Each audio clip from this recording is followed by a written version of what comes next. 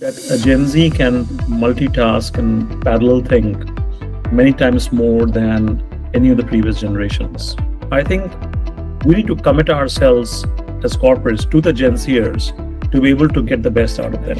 Organizations which shift to allowing people to try different things are the ones which will make the big change, big leap. AI is not something which is a different kind of intelligence. It is part of our overall holistic intelligence. Allow your mind to be open, to learn more, and to embrace a change. That's the only way forward.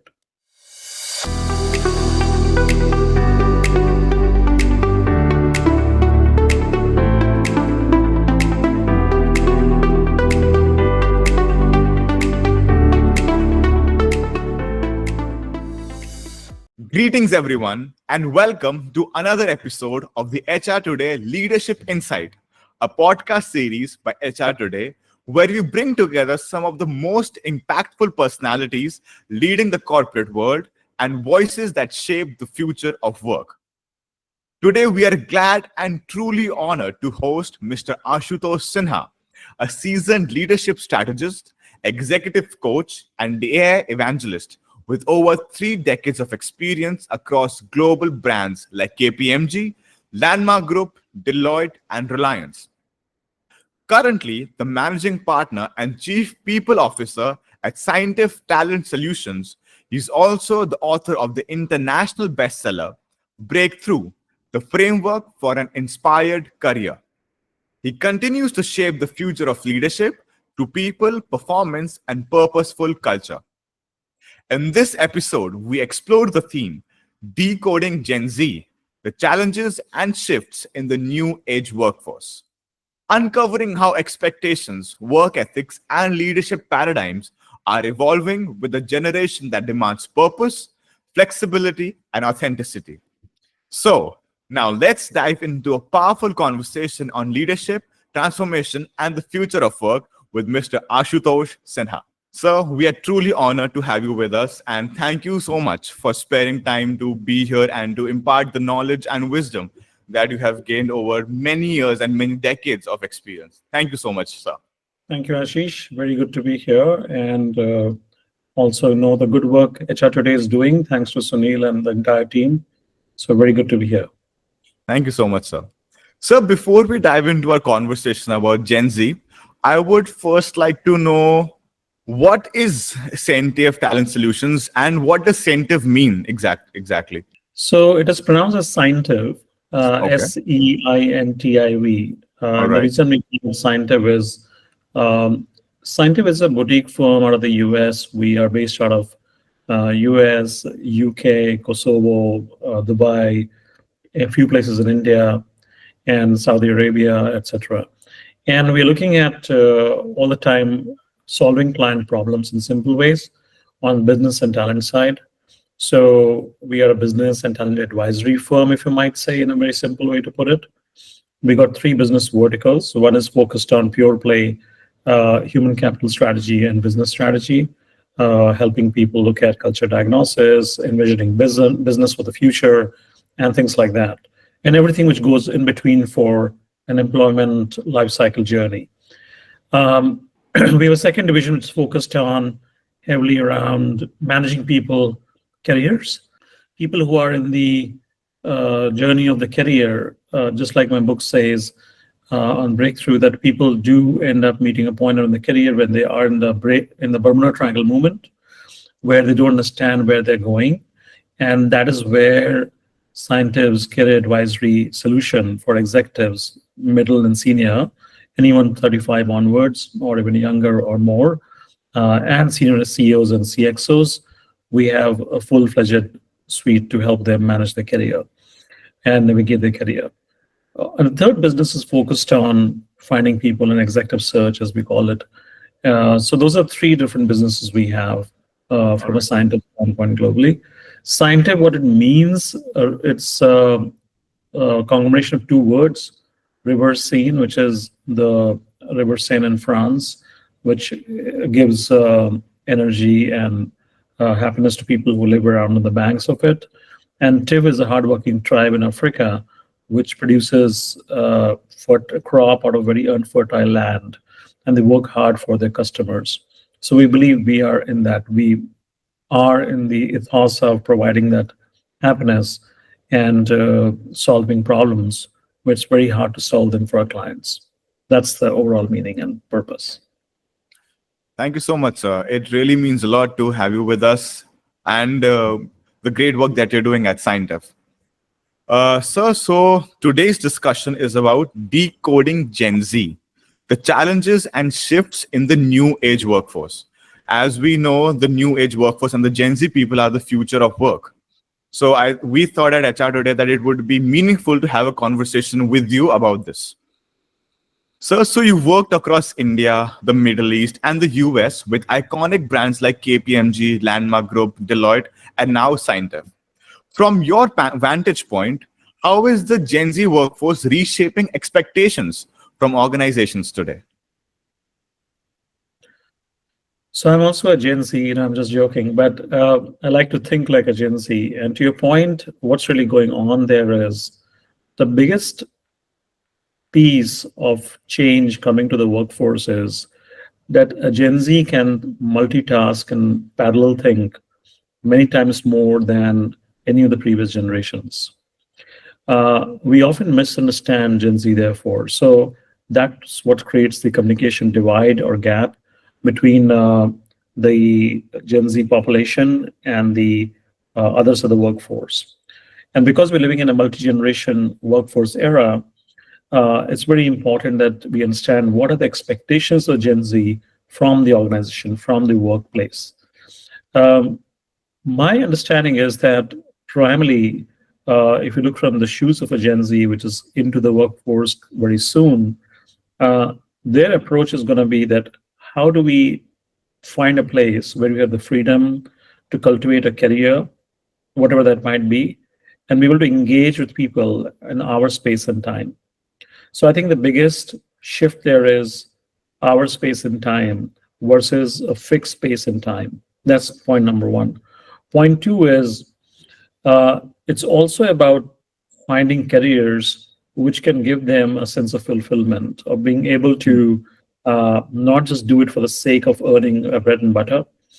But Gen Z are fortunate to be born in an era where there's a plenty around them from the parents, from the industry, from the technology standpoint, where they don't need to fight for bread and butter typically, God forbid any specific case, but I'm generally saying it more from a general standpoint. And therefore, the focus there is not to go and see how do I earn a living. Yes, that's an important thing.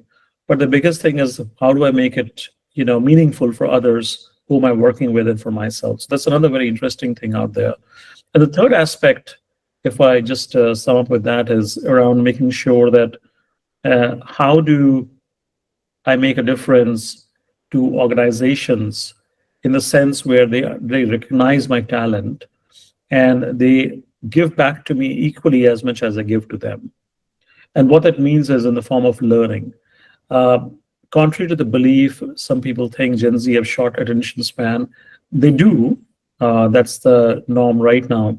But at the same time, the reason for the short attention span is because they're processing probably much more than we've traditionally done from the times of the baby boomers downwards. So therefore, organizations which are able to give them the feed in the brain to be able to chew on all of that together and can support that are going to be most liked from a work nature standpoint also by the upcoming Gen Z. Right, sir. Thank you so much. Sir, I would like to ask you a follow-up question. As you just said, the Gen Z are good at multitasking. Sir, have you found it to be the case that while multitasking, the efficiency has dropped? Maybe. Or maybe, if I would want to rephrase this question, does multitasking actually affect the efficiency of the Gen Z people or the workforce? So multitasking is always overrated, actually, right? People should try to focus on one at a time. First of all, that's a general rule that our brains and neuroscience of the mind is made in such a way that brain is sustained better from a work standpoint if you're able to focus on one thing at a time. So that's a contradictory statement to multitasking. Having said that, however, it also is true that multitasking can be done in sequential tasking in short bursts. So what it means is that it's Hmm. not doing seven things in parallel, but being able to focus on one thing, get it done, keep it parked. When it's done to a certain point, move on to the next, come back to it again. So the difference here is that we're not talking multitasking in the traditional sense of it, but our ability to be able to fire up the neurons of the mind or the brain in a way where one can go back and forth and iterate between seven different subjects and topics, right? So that's where I'm coming from. That multitasking of that nature is definitely acceptable, and that does not drop efficiency because, in fact, it increases efficiency and effectiveness because you're doing one thing very good at one time, but then you have the power to not kind of sit back and wait for someone to come back to you on the email or someplace to respond to that and then move to the next one. You can straight away jump to another task lined up for you. So idea is to keep a bunch of things going together versus making a sequential activity.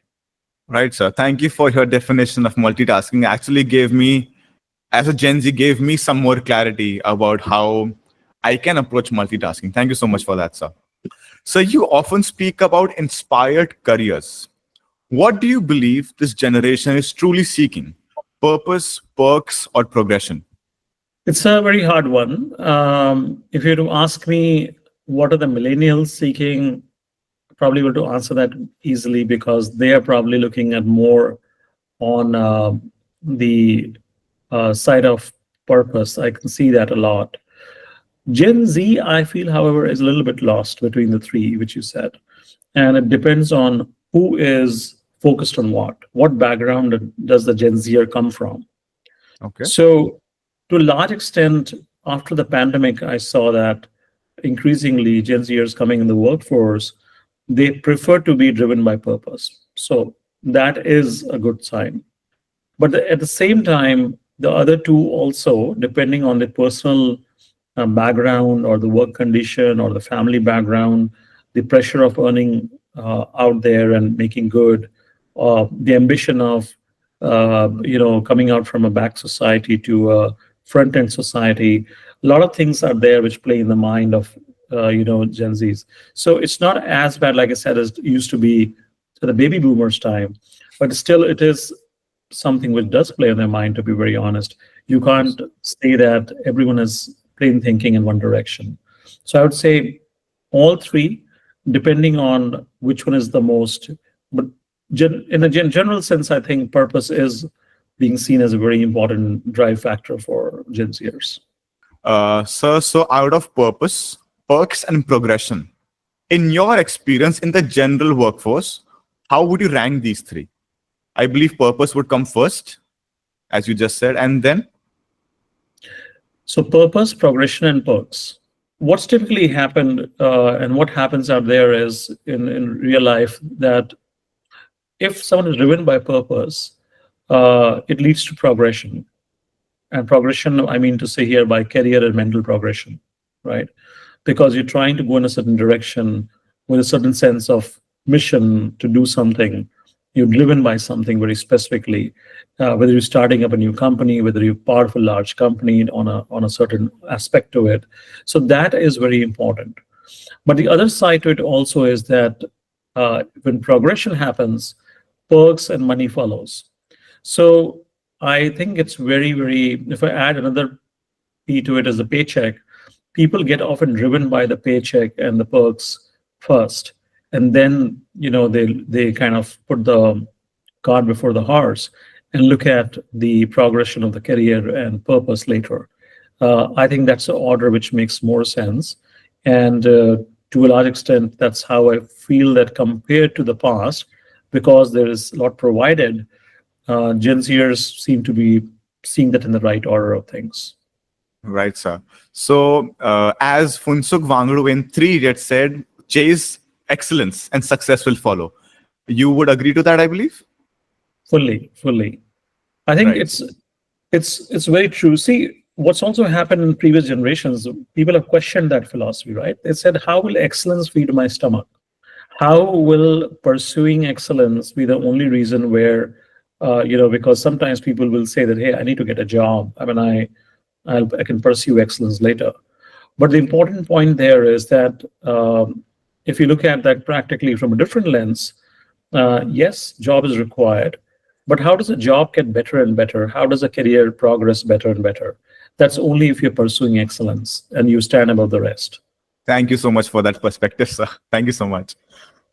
So now we will shift to the challenges and gaps. So my question to you, what are the biggest misalignments you observe between traditional corporate models and the expectations of Gen Z from the corporates? So I think the biggest one is how work is constituted at the workplace, right? In the corporates.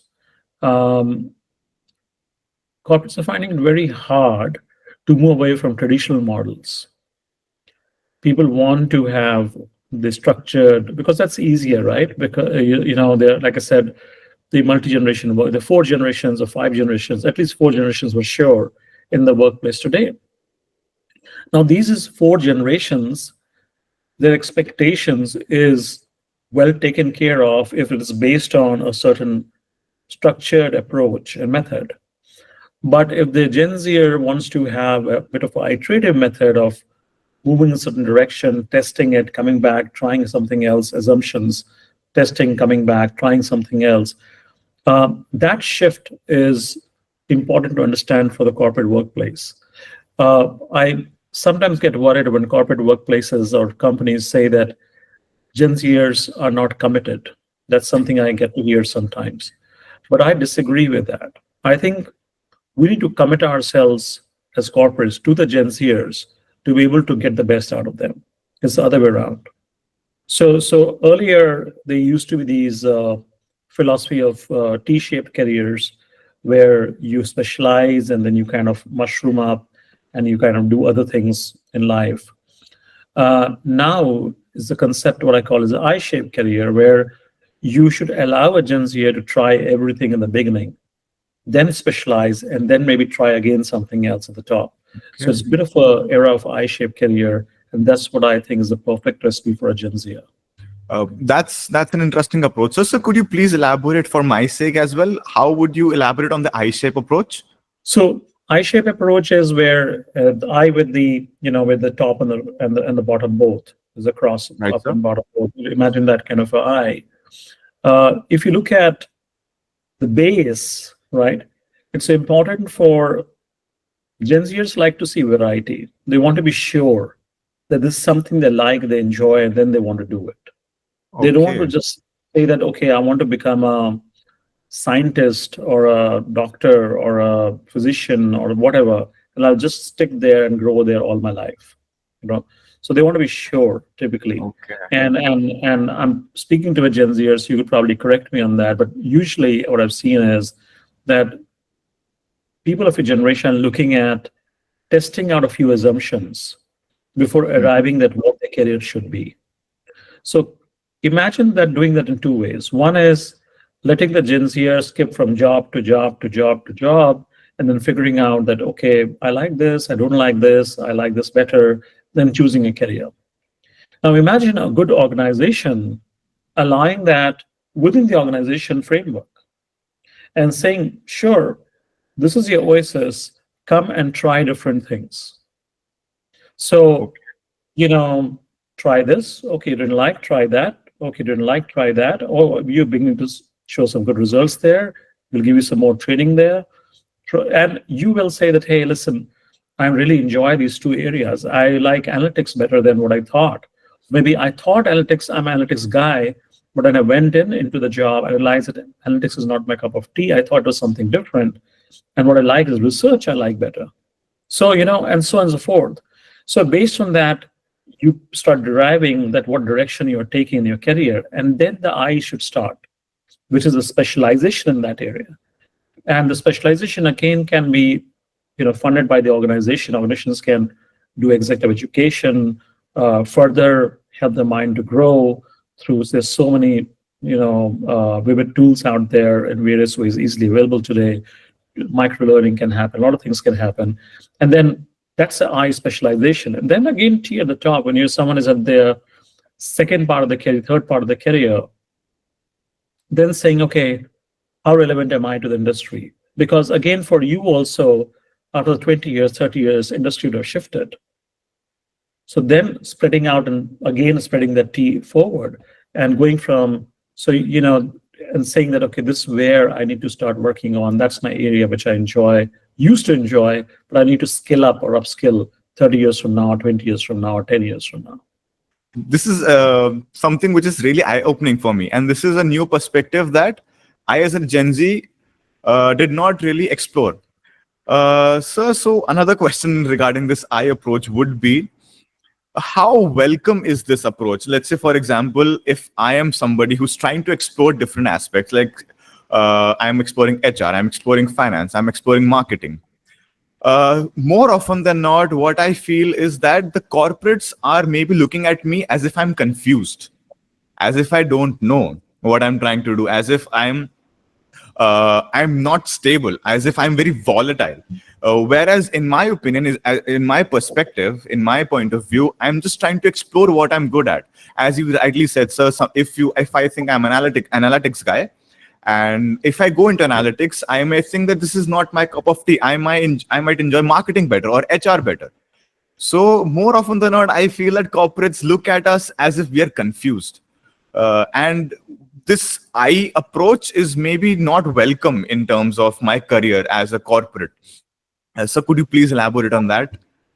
That's what I said, that the place where we are in the movement of corporate organizations is that they need to shift from traditional T-shaped thinking to I-shaped thinking, right?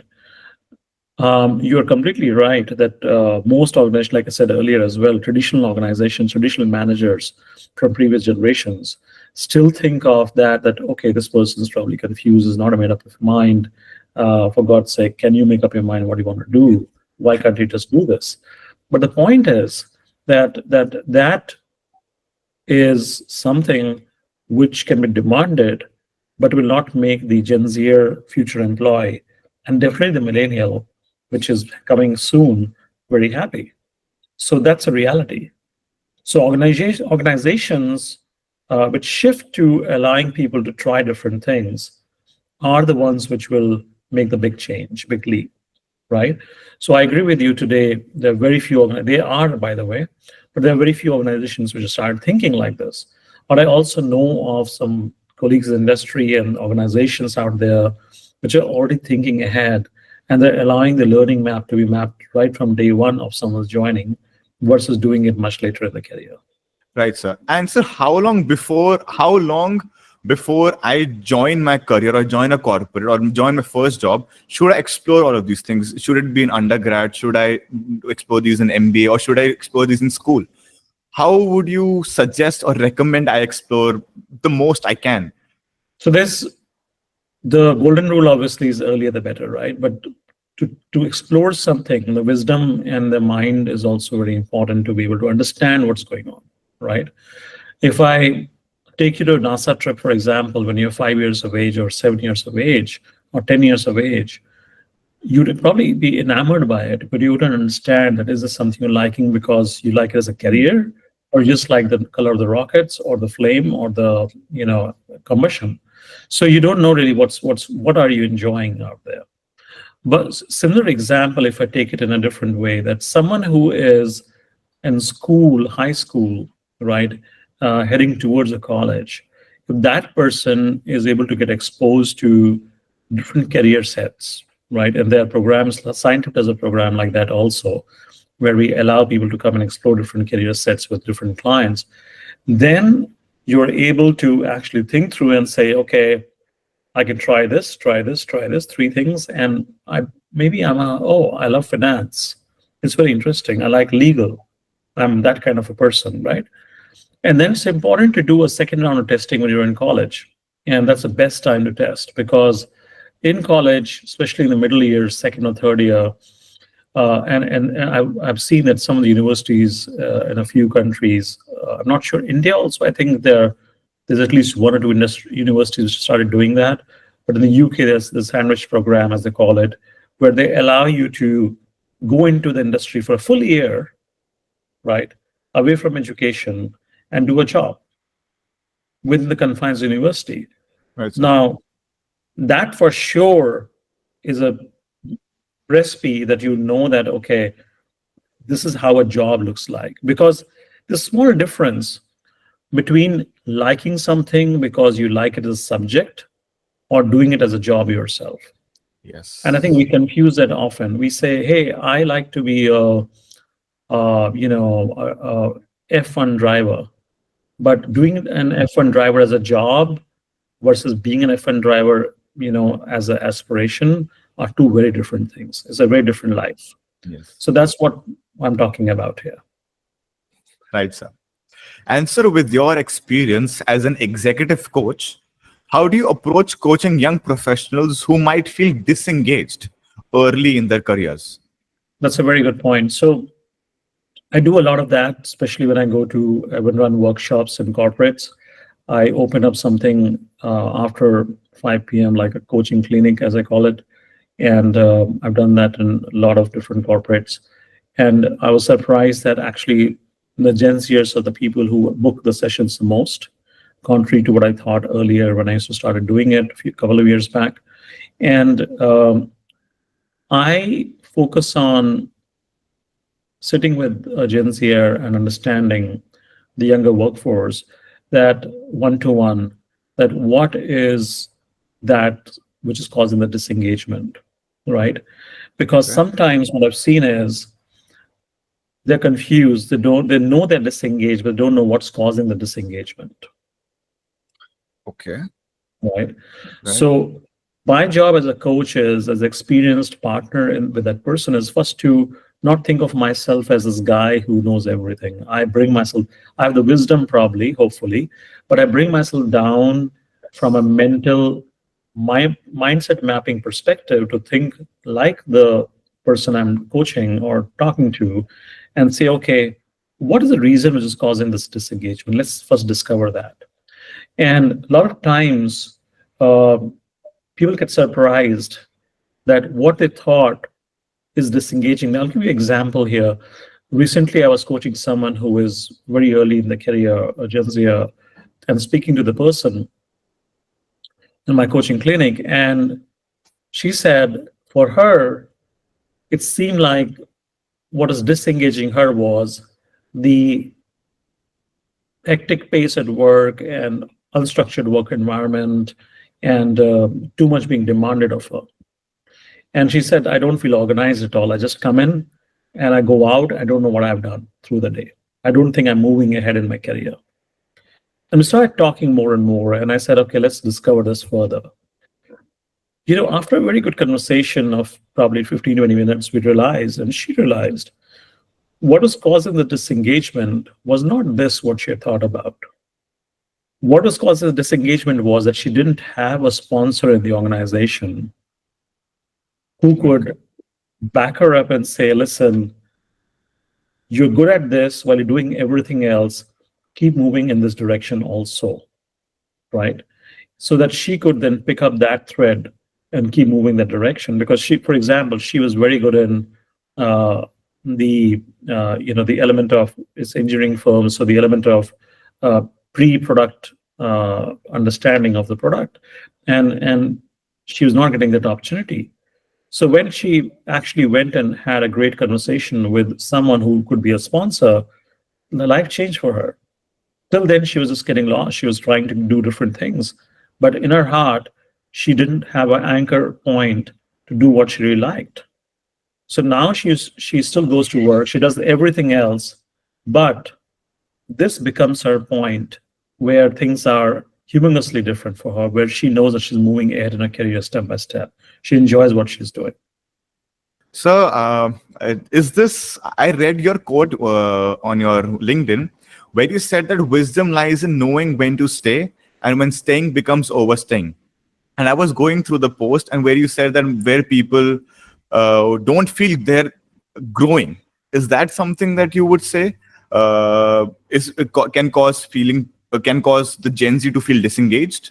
very often, because it's important to detect that what is causing, like I've said in my post as well, the growth pangs one is facing, which is leading to disengagement, right? So identifying that, detecting the detection is first part of it. That okay, I'm feeling disengaged. That's detection. But after detection is the discovery. What is causing it? And that's very important. And in my quote, what I don't mean is that one should keep moving jobs. It's not about that. Within the Right. same place, previous example, what does it need to stay in a role if you're getting burnt out for the sake of it, and if you're not enjoying it? You need to figure out first why you're getting burnt out, what's happening, what you're not enjoying, and then you'd probably cause a shift in your career to Right. say, okay, let me try something which I start doing and I can work hard, but this won't burn me out. I believe it can be as simple as maybe shifting the project.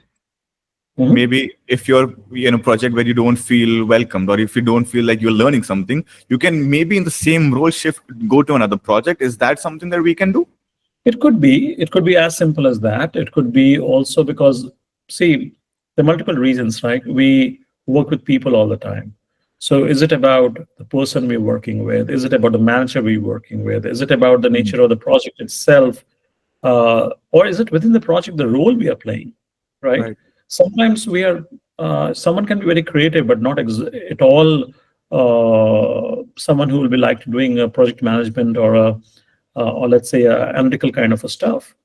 So playing to that gallery by forcing the person to be miserable if he or she is asked to do something which is not natural, is not trained for the person, and the manager is pushing the person beyond a point. Right, sir.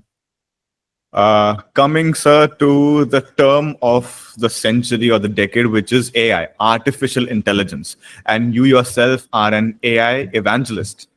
And you've pioneered AI solutions for everything from hiring to exit interviews. So, how do you see AI helping solve generational challenges like distrust in HR processes or desire for transparency? How does AI play a role in that? The biggest thing about AI, which I keep shouting on the rooftop, is people need to understand that AI is to be deployed. AI is not something which is a different kind of intelligence. It is part of our overall holistic intelligence, right? So if we had a 360-degree intelligence and that 360 was something else earlier, now AI has a place in the 360-degree, which is probably 90-degree of it. So there's another 270-degree and there is 90-degree, which is AI intelligence in that 360 holistic thinking. If you look from that perspective, then what we're really saying is that from a day-to-day perspective, day-to-day working perspective, how do we ensure that we augment AI and we make use of it, right, in various ways and methods of what we do, not just for one thing, but for multiple things, right? Not just Chat GPT, but also, Hmm. understanding how you could generate agents to do that for you, right? So the point here is that something which can be done, which is repeatable, which is boring, which can Hmm. give you more time to think about, spend your time elsewhere, to do some creative thinking, to invent something, to build something, to read something or learn something. Why do it when an AI can do it for you? As simple as that. So it's totally fine about leveraging AI. Now, the fine line there is that, which I also said in one of my posts, is that should you allow AI to take over your intelligence? No, as I said, it's part of intelligence. So Hmm. people who say that, okay, I'm going to use AI for everything, to write an email, to think about something, to brainstorm on something, that's where things start going wrong, because then you stop using your brain.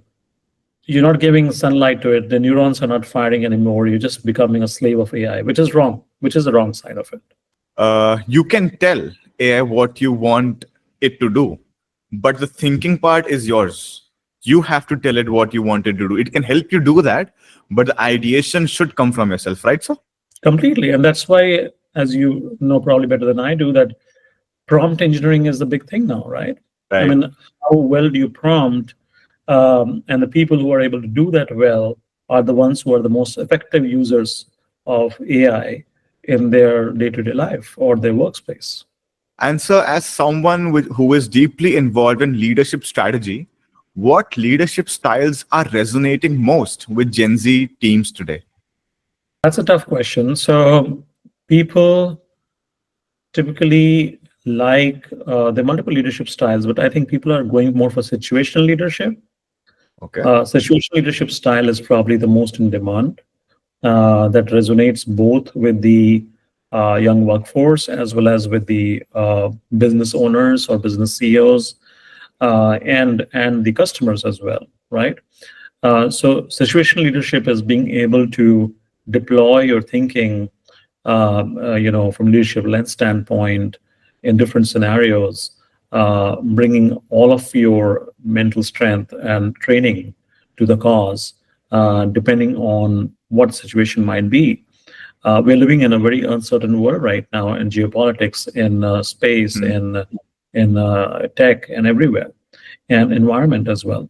So unless we leverage a great deal of situation leadership, we'll never be able to leverage it well enough to make a difference or impact in our organization or with the workforces we are working with.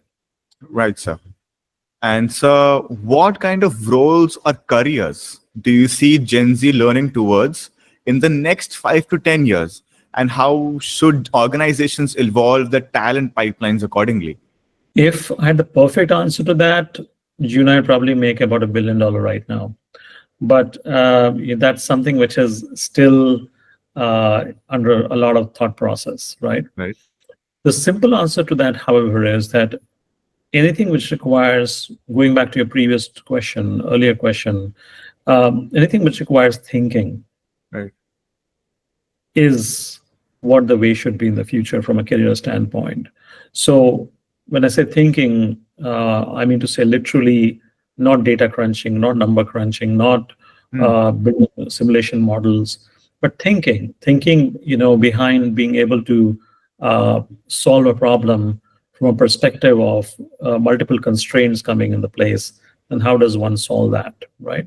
So that kind of career is what is going to be in demand in the future, whatever that might be. And as you and I speak, uh, careers and platforms are very well evolving even as we speak every day. Hmm. So we are still in the era of the old careers. They're still there. But next 2 to 5 years, things are going to start changing very, very rapidly. Right, And sir. and therefore, uh, people need to be ready to embrace that. So that if I give you a template, what I meant earlier was that's a template to think that if you have a way to look at every job with a lens that does this require situational thinking? Does it require constrained thinking? Okay, then that's the place where I should go.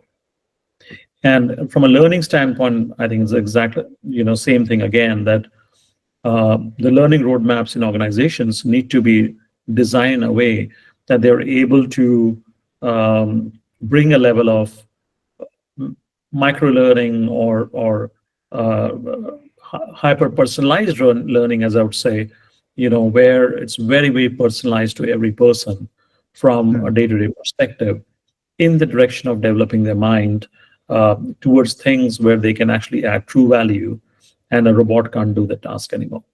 Right, sir. So coming towards the end and conclusion of this amazing podcast that I had with you. So, if you had to give one piece of advice to Gen Z professionals and another piece of advice to a CXO who is managing them, what would it be? One piece of advice to each.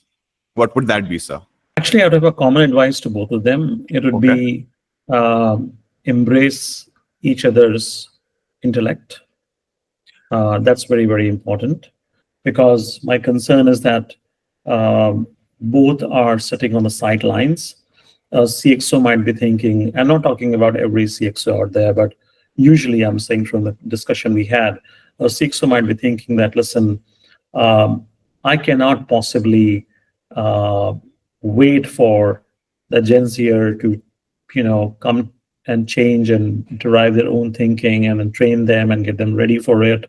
I might as well do it myself or get someone else to do it in my team, right? So the patience level lacks there. But I think the CX needs to understand that you can actually, with some level of cultivation, leverage a very good brain out there, which is probably much better, and I would say higher processing speed than what you may have. And if you look at from other standpoint, is the Gen Z needs to be sensitive, understand that this can't happen if they're not open to learning. It won't be Right. served on a it won't be served on a platter for sure. So a Gen Z needs to be very open to learn. That's the only path. And the hard work, of course, I would say goes everywhere. And I don't need to repeat that. But learning alongside your job is the name of the game for a Gen Z today. Right, sir. Thank you so much, sir. We now move to the final segment of this podcast, which is the rapid fire, where I will ask you some questions, and I'm hoping that you will answer them quickly. And the way this should work is that you say the things from the top of your head. So, Okay, are we sure. ready, sir? Are we ready? So, Interesting. so Go ahead. the first question would be the one Gen Z trait you admire the most. Fluidity, Fluid. All right, sir. One corporate myth Gen Z is breaking for the good. confused, All right.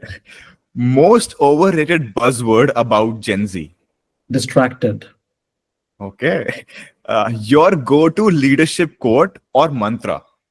Allow your mind to be open to learn more and to embrace a change. That's the only way forward. Right, so that's true. And a book every young leader should read. Besides yours, a book that every young leader should read. I'm a big fan of Atomic Habits. It's Okay. a really good book. This is the era of developing micro habits, which can help you to move forward. So it's a great book. I'd go with that. Right, sir. And if you could give a TED talk just for the Gen Z, what would your topic be? That's an interesting one. I should give one actually. Uh, my topic would be to discover yourself for your success.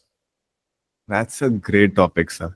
And with that, we come to the conclusion of the rapid fire and the amazing podcast that we had with you, sir. Thank you so much for sparing such invaluable time that you had, sir. And it was an amazing session that we had with you. As a Gen Z, it was truly an eye opener. And I'm glad that I had this opportunity to talk with you, speak with you, understand your perspective, and to gain powerful insights from your experienced self. Thank you so much, sir, for being here with us. You're more than welcome. Thank you so much. And I think you were great, Ashish. Very good questions. And kudos to you for bringing them up. Cheers. Thank you so much, sir.